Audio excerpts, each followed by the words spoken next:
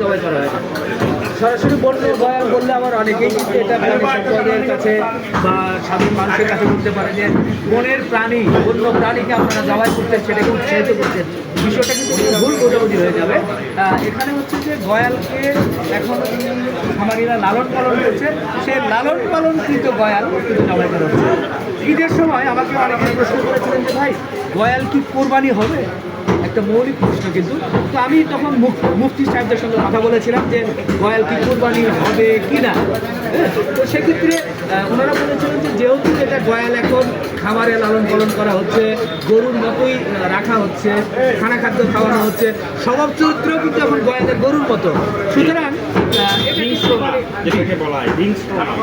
সুতরাং এটা কিন্তু আপনার জায়েজ এবং কোরবানি হবে।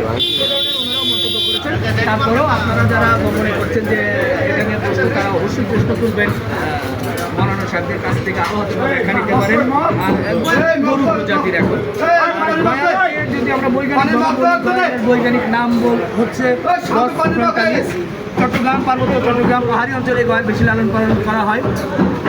এটা মূলত তৃণভোজী প্রাণী, এটাকে ওই এলাকায় কিছু বাইসন নামে বলে থাকে এবং ভারতেও কিন্তু এই গয়ালের প্রচুর লালন পালন করা হয়, বিশেষ করে পার্বত্য এলাকায়, সেখানেও কিন্তু এটাকে তারাও বাইসন বলে থাকে।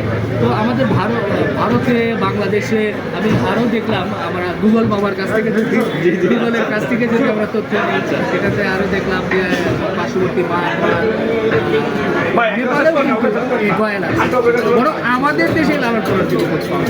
তো এই একটা পরিবেশে আজকে মনে হচ্ছে এখানে একটা ঈদের দিন। জি জি, ঠিক বলেছেন। সত্যি কথা বলে আমরা লাকি আসলে, কারণ গয়ালটা আসলে বেসিক্যালি ধরেন